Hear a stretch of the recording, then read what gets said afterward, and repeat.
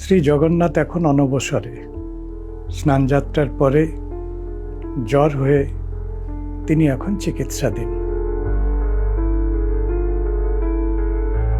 গঙ্গে চ যমুনে চৈব গোদাবরী সরস্বতী নর্মদে সিন্ধু কাবেরী জলে অস্মিন সন্নিধিং কুরু। জগন্নাথ সংস্কৃতির নিজস্ব একটা হাইড্রো ইকোলজি রয়েছে। 108 ঘড়া জল যদি মানুষের মাথায় ঢালা হয়, তার যা পরিণাম হবে জগন্নাথেরও তাই পরিণাম হয়। জীবের যা যা বিকার হয়, জগন্নাথ সেই বিকারের বাইরে নিজেকে রাখেন। অসুস্থ হলে তাকে আলাদা করে রাখতে হবে। কোভিডের সময় এটা আমরা দেখেছি, কিন্তু এটা বহু আগেই ধারণা আমাদের জগন্নাথ সংস্কৃতির মধ্যে ছিল। নমস্কার, জয় জগন্নাথ। আমরা জগন্নাথের স্নানযাত্রা এবং রথযাত্রার মধ্যবর্তী সময়ে রয়েছি। শ্রী জগন্নাথ এখন অনবসরে। স্নানযাত্রার পরে জ্বর হয়ে তিনি এখন চিকিৎসাধীন। এই অবসরে আমরা জগন্নাথ দেবের এই যাত্রা এ বিষয়ে কিছু আলোকপাত করব। আমরা ভগবানের লীলা শব্দটা শুনেছি। লীলার আরও একটি রূপ হচ্ছে যাত্রা। জগন্নাথ দেবের অনেকগুলি যাত্রা আছে। স্নানযাত্রা, রথযাত্রা, চন্দন যাত্রা। জগন্নাথের স্নানযাত্রার কথা আমরা প্রত্যেকেই জানি। আমাদের সনাতন সংস্কৃতিতে স্নান কথাটার একটা বিশেষ গুরুত্ব আছে। স্নান শব্দটার সঙ্গে আমরা আরও একটি শব্দ যুক্ত করে নেব, সেটা হচ্ছে প্রক্ষালন। প্রক্ষালন মানে ধোয়া। এই স্নান এবং প্রক্ষালন এই দুটোই পবিত্রকরণ ক্রিয়ার সঙ্গে সম্পৃক্ত। পবিত্রকরণ ক্রিয়া। আমরা যখন প্রক্ষালন করি, হাত পা ধুই, হস্তপদ প্রক্ষালন করি, তার মানে আমরা শুদ্ধিকরণের কাজ কিছু করছি। পরিষ্কার পরিচ্ছন্নতার কথাটা স্বাস্থ্যের দিক থেকে, আর শুদ্ধিকরণ শব্দটা একটু আধ্যাত্মিক দিক থেকে, একটু ভাবের দিক থেকে, কালচারালি। তো জগন্নাথের সেই স্নান যাত্রা হয়, তিনিও স্নান করেন। অন্যান্য অনেক রকম স্নান যাত্রা আছে। আমরা শিবের স্নান দেখেছি, আমরা মকর স্নান শুনেছি, আমরা প্রয়াগে স্নান শুনেছি, আমরা গঙ্গা স্নান শুনেছি। আমাদের যদি এতগুলো স্নান থাকে, জগন্নাথের স্নান থাকবে না সে কি হয়? কিন্তু আমরা যেখানে খুশি স্নান করে নিতে পারি। জগন্নাথ সেটা পারেন না, জগন্নাথ সেটা করেন না, কারণ তিনি দেবাদিদেব। হ্যাঁ, সব দেবতাদের উপরে তিনি দেব। মানে দেবতা কথাটার থেকেও শক্তিশালী শব্দ হচ্ছে তিনি ভগবান। সব দেবতার উপরে তিনি ভগবান। তো জগন্নাথ দেব রত্নবেদী থেকে নেমে এসে স্নান বেদিতে আসেন। তিনি যেখানে সেখানে স্নান করেন না, তার স্নানের নির্দিষ্ট বেদি আছে। স্নান বেদিতে তিনি আসেন, সেখানে তাকে স্নান করানো হয় 108 ঘড়া জলে। 108 ঘড়া জলে। এবং এই জলটা সেখান থেকে আসে না।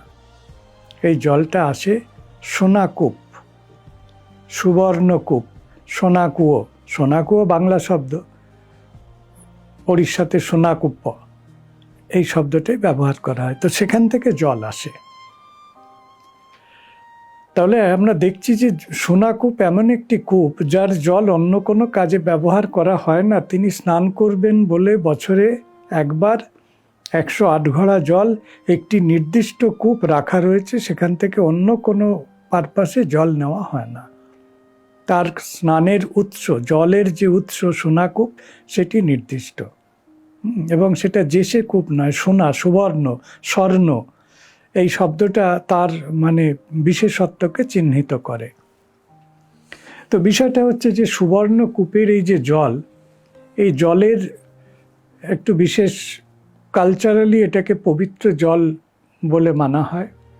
এই জলে সূর্যের আলো পড়ে না, ফলে এবং অন্যান্য জলের সঙ্গে এই জল মানে জলের সঙ্গে অন্য কিছুর কন্টামিনেশন বা দূষণ নেই।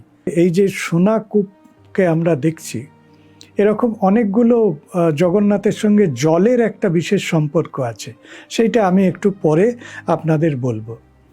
এখন যে জলে স্নান করে জগন্নাথ, আমরা যখন সাধারণভাবে আমাদের যে স্নানের বিষয় সম্পর্কিত যে আমাদের সংস্কৃতিতে যে মন্ত্র আছে, যে কি বলবো পদ আছে আর কি, সংস্কৃতে রচিত পদ আছে, সেই পদে আমরা দেখি যে যে জলে স্নান করি আমরা, হতে পারে কোনো একটা উৎস থেকে জল নিচ্ছি, হতে পারে গঙ্গার জল, হতে পারে দামোদরের জল, হতে পারে ব্রহ্মপুত্রের জল, কিন্তু প্রতীকার্থে আমরা মনে করি যে সেই জলের মধ্যে সারা ভারতবর্ষের প্রতিনিধি স্থানীয় নদীর জল আছে।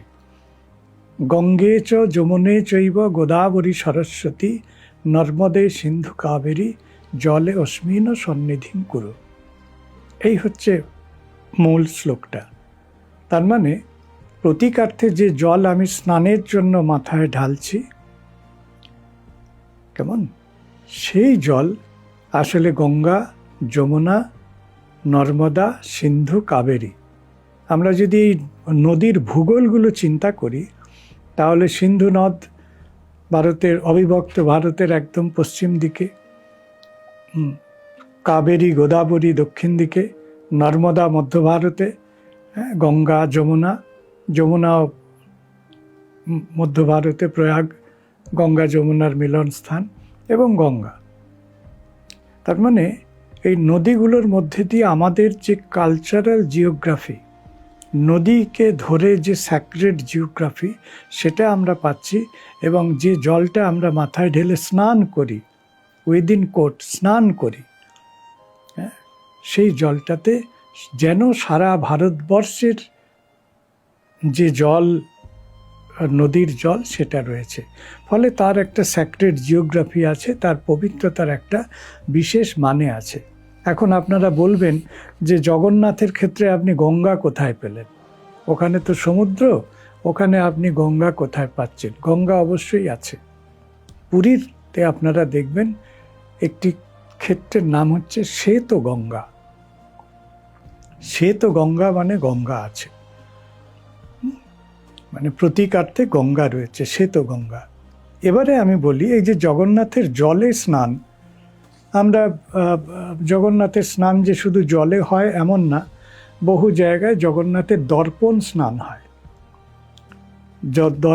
জগন্নাথের সামনে দর্পণকে ধরা হয়, সেই জগন্নাথের প্রতিচ্ছবি দর্পণে পড়ে, দর্পণে জল ঢেলে স্নান করানো হয়, সেটাকে দর্পণ স্নান বলে। দর্পণ স্নানও জগন্নাথের প্রতীকী স্নান, যেখানে ওই কৃত্য করার সমস্ত রকম সুবিধা নেই বা করা সম্ভব নয়, সেক্ষেত্রে দর্পণ স্নান হয়, সেটাও করানো হয়। তো এই যে জগন্নাথের দেবের স্নান হবে জলে, এবার আমরা দেখছি জগন্নাথ দেবের সঙ্গে জলের একটা ওতপ্রোত সম্পর্ক রয়েছে। কিভাবে রয়েছে?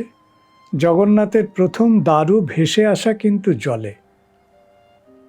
দারু প্লবতে সিন্ধু, সমুদ্রে দারু ভেসে এলো, তার মানে জল। জগন্নাথ দেব যেখানে অবস্থান করছে, সেই অবস্থান ক্ষেত্রে জলবাচক অনেকগুলি ক্ষেত্র রয়েছে। সেই ক্ষেত্রগুলি কি কি না, অনেকগুলি কুণ্ড, অনেকগুলি সরোবর, অনেকগুলি কূপ, এবং আছে সমুদ্র। সমুদ্র মানে মহোদধি, উদধি মানে সমুদ্র, মহা উদধি, মহোদধি। এই যে ক্ষেত্রগুলো আমরা দেখছি, জগন্নাথের যে মন্দির, সেই মন্দির, শ্রীমন্দির, তার চারপাশে অনেকগুলো জল ক্ষেত্র আছে। প্রত্যেকটা জলই পবিত্র ক্ষেত্র। কি কি আছে?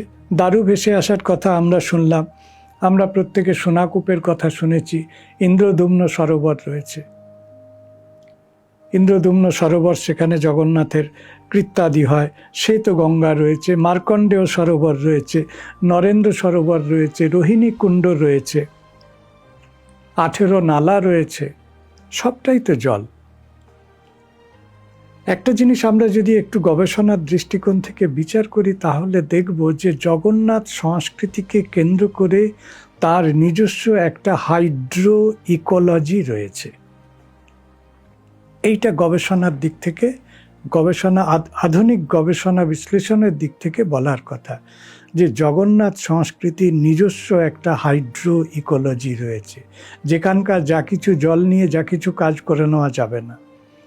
হ্যাঁ, আমি ইচ্ছা করলে মিনারেল বোতলে জল দিয়ে জগন্নাথের কোনো কাজ করতে পারি না, সেই কাজ আপনাকে সোনাকূপের জলেই করতে হবে। নরেন্দ্র সরোবরের জায়গায় আপনি পৃথিবীর অন্য কোনো জায়গা থেকে মূল্যবান জল এনে করতে পারেন না। তার মানে এই যে জলীয় জল এবং তার যে স্থান বিশেষতা, এই দুটো ক্ষেত্রে আমরা দেখছি যে জগন্নাথের একটা নিজস্ব হাইড্রো ইকোলজি, তার নিজস্ব একটা জলের সংস্কৃতি রয়েছে, সেখানকার জল তিনি নেন না। 18 নালা এখন শুকিয়ে গেছে, সেটা অন্য কথা, কিন্তু নালা এক সময় ছিল, আর মহোদধি তো বটেই। ফলে এই যে জল সংস্কৃতি আমরা দেখলাম জগন্নাথের সঙ্গে, জল আর সেই তারই একটি বিশেষ ক্ষেত্রের জল দিয়ে তিনি স্নান করেন। স্নান যাত্রার সঙ্গে অনেক বিষয় জুড়ে রয়েছে, বিষয়টার একটা তান্ত্রিক তাৎপর্য রয়েছে, ব্যাখ্যাও রয়েছে। এবং স্নানের পরে জগন্নাথ দেবের জ্বর হবে।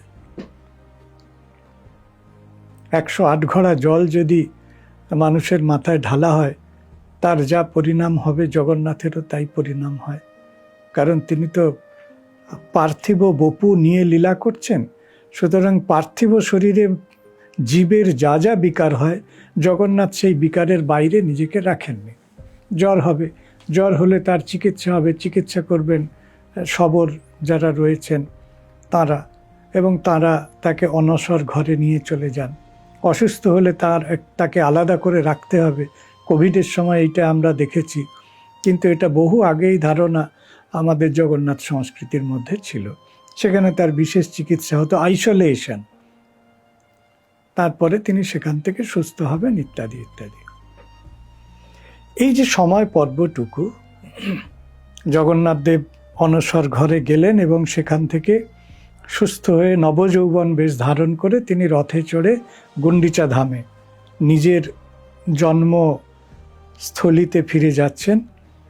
এর মাঝখানে শ্রীমন্দিরে রত্নবেদিতে জগন্নাথের পুজো পটচিত্রে হয়।